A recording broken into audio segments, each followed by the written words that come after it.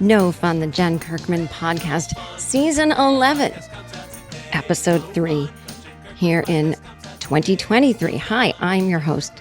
I'm Jen Kirkman. Thanks for tuning in. If this is your first time, I've been doing this solo podcast about what's going on in my life, in the world, or in my head for 11 years, hence the 11th season label. Anyway, what will I talk about this week? Well, let's just get started with this article I saw. This has been out for a while. That Gen Z, Generation Z, is offended by the thumbs up emoji. Now, that is a dumb claim. You know, nobody's offended. Maybe they go, ugh, I don't like that emoji. But this article claims that older generations stand by it. And when I first saw the headline, I thought, oh, come on. We can't be reading into things too much with emojis. Emojis were meant to keep things light. See, people need to talk to each other more, and then you'll understand people's tone and inflection. And then I realized I don't like the thumbs up emoji either. It's kind of rude. It just depends on when it's being used. If you're texting someone and saying, I just had this breakthrough in therapy and I realized that I can't love anyone until I love myself and I don't love myself, and your friend just hits thumbs up, that's rude. Cool, thanks. Got it. Awesome. But if you say, okay, we're still on for coffee today, right? Meet you at 3:30 on the corner of Bloop and Blanc Street, and you thumbs up me, I'm like, great. Although if you and I made coffee plans a week ago, and then I'm just getting in touch saying it's still today, right, at Blanc and Blanc Street, and then you only give thumbs up, then I'm like, they don't want to go to coffee anymore. You know, instead of, yay, yes, see you there. But if we've been texting every day about it, everyone knows we're all very excited about this coffee on Bloop and Blanc Street, and I'm just confirming thumbs up is fine. So I think what we're going to learn, I'm going to predict this before I even read the article. I think what we're going to learn is that, like anything else, even in real life conversation, there are nuances. There are situations where something feels appropriate and something doesn't. And I don't know why we need all these generational fighting articles.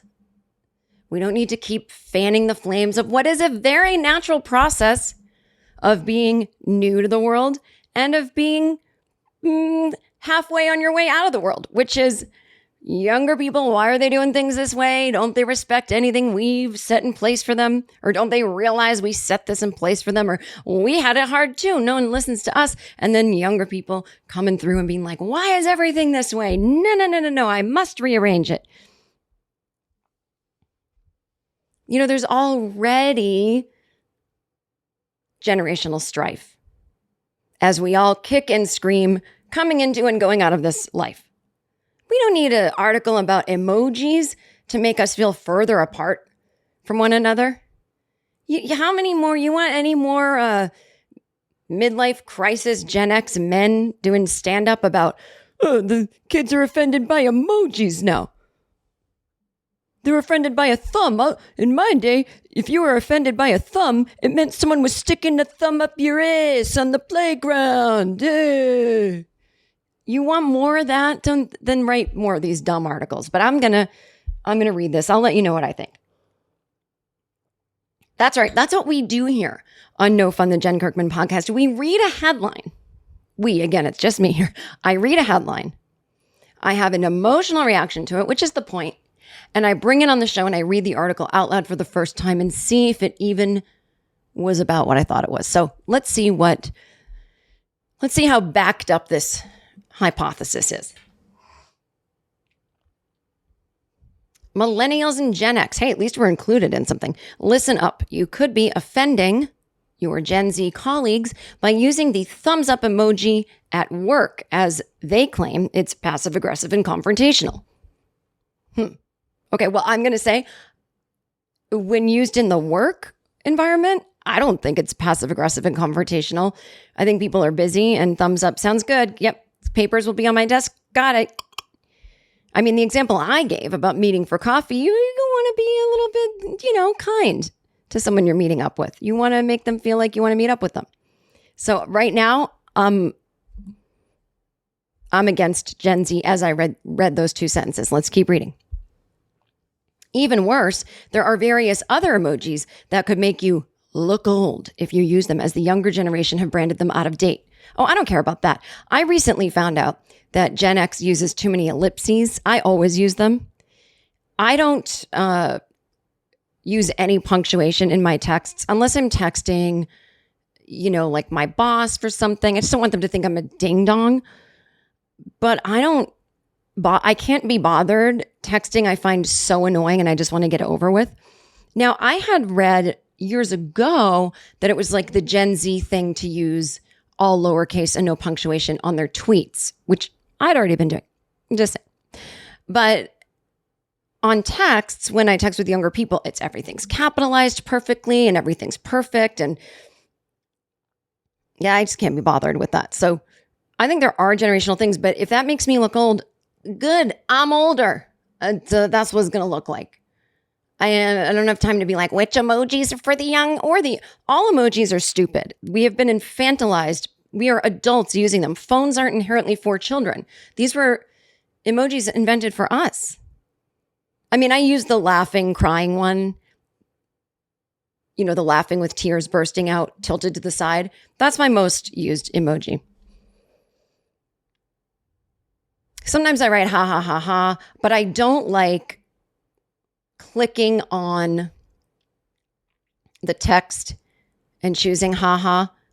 I don't like that one. I would rather use the laughing and crying emoji. And actually, this entire time when I was saying thumbs up, I was thinking about when you click on the text and it gives a thumbs up. I guess that it's no different than typing in the emoji thumbs up. But just to be clear, if you wondered, how does Jen's brain work? All right. So a 24-year-old has sparked debate over emoji etiquette after summing up the Gen Z view over the controversial thumbs up icon, as they argue it should never be used in any situation as it is hurtful. Taking to Reddit to share their view, the anonymous 20-something wrote, well, they just said it was a 24-year-old. Now it's a 20-something. Just say the anonymous poster wrote. See, who wrote this? Quote, no one my age in the office does it, but the Gen X people always do it. Took me a bit to adjust and get out of my head that it means they're not mad at me. Okay, see, now this, I will say, Gen Zers, we cannot coddle this because you shouldn't. Here's the thing. Let's say we're mad at you. It's okay. It's okay for someone to be mad at you. We can all move on from it. Now, let's say someone's mad at you for a reason they shouldn't be. Then you absolutely are in the power position. And you can say, are you mad at me? Not maybe like that, but say, is there a problem?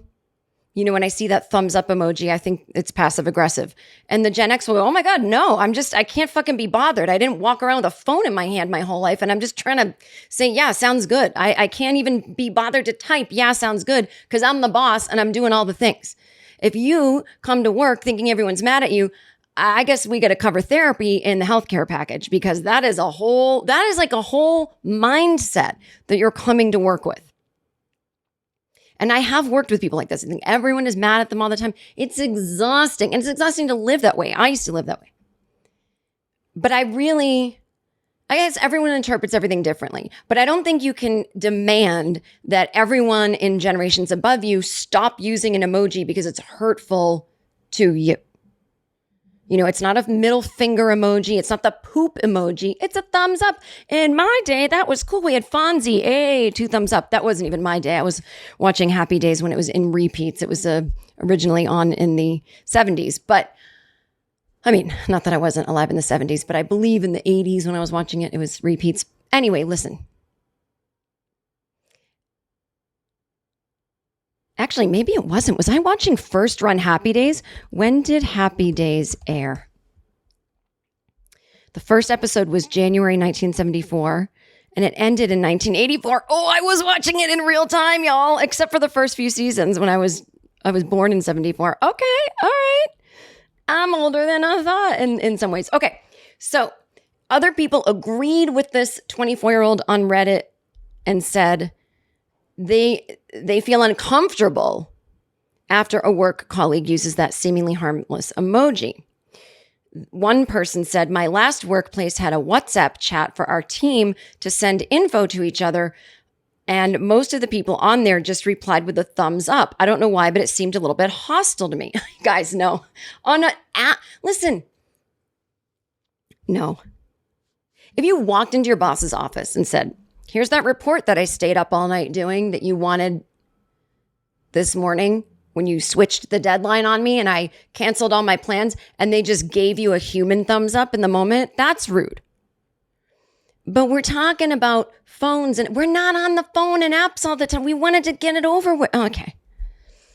The digital culture discourse comes after one poll of 2,000 young people between the ages of 16 to 29 found the same results, with the majority of them agreeing that those who use the thumbs up emoji are officially old and past it. Okay. Nobody truly old is working at your company. They're in a nursing home. So we need to stop calling people in their 40s and 50s old, because y'all, you're going to get there sooner than you think.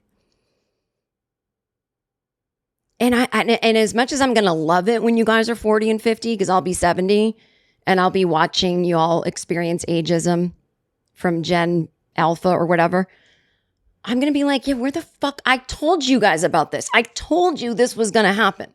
And you didn't listen to me. You still won't listen to me because you'll be like, ew, a 70-year-old's talking. But here's the thing.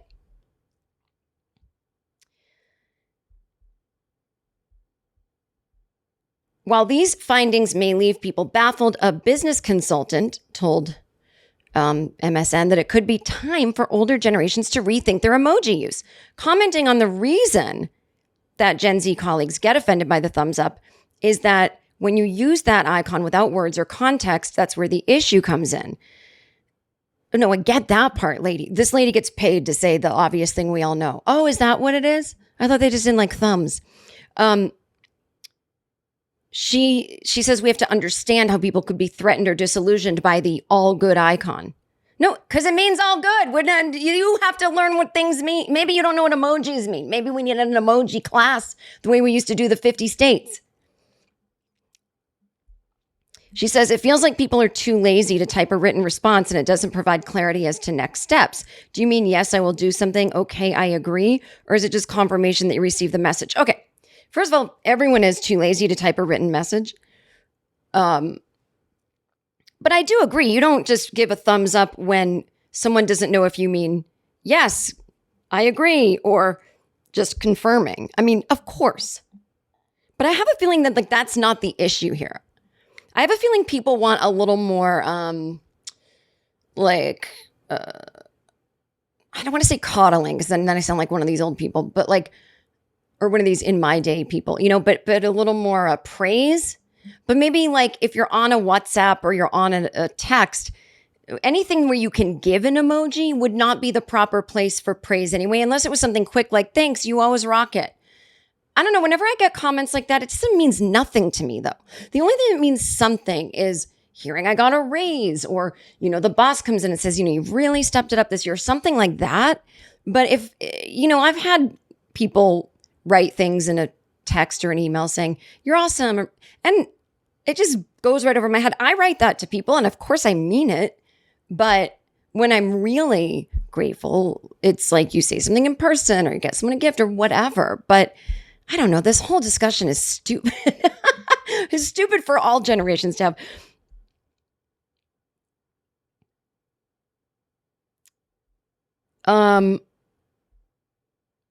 So one person on Reddit asked, why do you feel it's unsettling? Honest question. Because that's literally how I respond to 90% of messages. I'm almost 40, though. Another older person who's almost 40, I can't believe that's considered old now. Just when whatever. Another staunch fan of the all good icon says, I love it because it means many, many things. It means I approve, or I understood, or I agree. If anything, my only objection would be that some days it might be hard to tell which one it means, but it's generally pretty clear. Look, my bottom line is this. I'm not saying anyone of any generation needs to toughen up, because I think we're all pretty tough. to live in this insane world at any age. But I will say, if you constantly think people are mad at you, honestly, the common denominator in that issue is you. And the sooner you can learn about that, the better you're going to feel going through this life. And so maybe the old people of age 40 who are using a thumbs up emoji that are forcing you to look at this issue have actually helped you on your journey into becoming, okay? But otherwise, these articles are ridiculous because look, they're getting me all riled up in my Gen X way, and I don't want to be one of those people.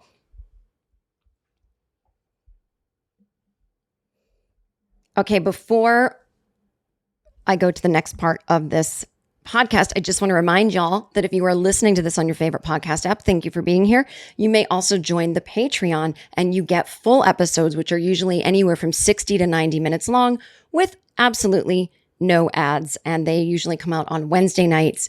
This version that you're listening to on your favorite podcast app comes out on Thursday mornings. And again, you get 2 episodes per month for $3, 3 episodes per month for $4, and all the episodes for $5 a month on my Patreon. It's a great community. If you sign up, you can actually put this link into your favorite podcast app so that you can listen to it the way that you normally would listen. And if you want to go to the Patreon page, you can chat with other Patreon subscribers. We have a great big discussion going on the, I guess you would call it, comment section under last week's episode where we're all talking about our ear piercings and how using rubbing alcohol really didn't do anything bad. And people are telling funny stories about their experiences going to hospitals and doctors' offices and being told they had to take a pregnancy test. So always really fun, good chats going over on the Patreon. So join up. The link is right there in the description or in the show notes or just patreon.com/jenkirkman. And I believe that's all I want to say. My goal for 2023 is 2,500 Patreon subscribers. We're always hovering anywhere between 1,000 and 1,500. Let's get that up because I know tens and tens of thousands of people listen to the free version. So let me hit my goal this year. This is the year that I will save a shit ton of money, and you will help me do that by joining the Patreon. All right. So this is from one of my Patreon subscribers. I normally save the listener email portion just for them, but this person is a great writer, and I thought this was a fun subject because we have talked about this celebrity on the free version of the podcast before, so I thought you would enjoy this hot gossip that you can't get on deux mois because this is a nice long letter from Jessica. Okay, she says, "Hi, Jen. This is, I guess, a random story to write in about. But since you've provided my favorite commentary on this particular celebrity, I felt like this was an appropriate forum to share my most fun celebrity sighting of all time. Okay, the year is most likely 2014. I'm a preschool teacher on my way to school. It's around 8 a.m., a weekday. I'm making my way down 4th Avenue from the Union Square subway station, and I'm working the hardest trying to convince myself I do not want to purchase a $12 smoothie from Liquiteria. Rest in peace, Liquiteria, she writes. But spending the day with 15 3-year-olds is physically and mentally draining work, and having an apple pie smoothie to sneak sips from in the corner of the classroom felt like a necessary coping mechanism. An emotional support smoothie. As I approach the storefront, I notice a baby in a fancy stroller, which is truly a no less common sighting in the East Village than pigeons. I notice, though, because this baby is chowing down on a credit card. Yeah, just fully holding a credit card in its little hand and gumming it like it was teething. Like it was a teething ring. And I think, oh my God, ew, what? Gross. And I briefly imagine all the machines the card has been through, all the tabletops it's laid upon, and the hands it's passed to and from, and how no one thinks to wipe down a credit card because why would you? It's a credit card. Again, the year is 2014. This is pre-COVID. It is then that I notice the adult in charge sitting on the bench just near the stroller. And this guy is like head back, eyes closed to the world, like he's in his own living room, enjoying Miles Davis on vinyl after a long and terrible, horrible day. He looks wrecked. And I think, this is incredibly unsafe. I mean, we're on 4th Avenue during the morning rush. It would have been the easiest thing in the world to snatch that credit card right out of the baby's hand. It's a baby holding a credit card. Sir, are you well? And I have a moment of pity for the man because I too am very, very tired. I didn't have kids at the time, but I knew from my time in the classroom that kids be wild. Being a parent must be exhausting in a seemingly permanent way. If I needed the smoothie to make it through the next 6 hours, Lord only knows what this man needed to get through 24 hours. Here he sits in front of a busy store on a busy street in the busiest city on the face of the earth, stealing but a moment of peace before what is sure to be another whirlwind day of sacrificing the very most of himself to the altar of the life he helped create, ensuring its health and happiness and hopefully safety. I get it, sir. I get it, I think, setting my judgment to the side. Then I get a little closer and realize it's Alec Baldwin. Anyway, hope you like that story. You're my very favorite, Jessica. Thank you, Jessica. You're a great writer. That was fun to read. And I mean, he's with Hilaria at this point, and they don't even have 7 kids yet. I think there's like 4 more babies. I think they only have 3 babies at this point. Maybe even just 1. I don't know. What struck me was that with his eyes closed, someone could have also stolen the baby, not just the credit card. Maybe he was wanting that to happen. And doesn't he do credit card ads, by the way? I don't know what that has to do with anything, but I was just thinking that if it's the credit card that he advertises, maybe his baby was trying to get in on it too. You know, like if I hold this card, do I get a paycheck from Citibank or whatever? But if that guy's exhausted and he has 50 nannies, what?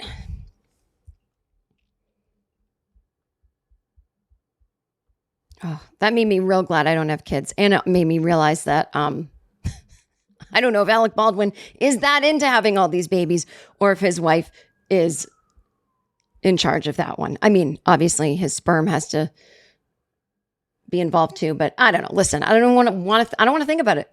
But yes, we do talk about Hilaria Baldwin and Alec and their 50,000 children more often than I'd like to, honestly, on this podcast. So that was a perfect celebrity sighting for the No Fun podcast. All right.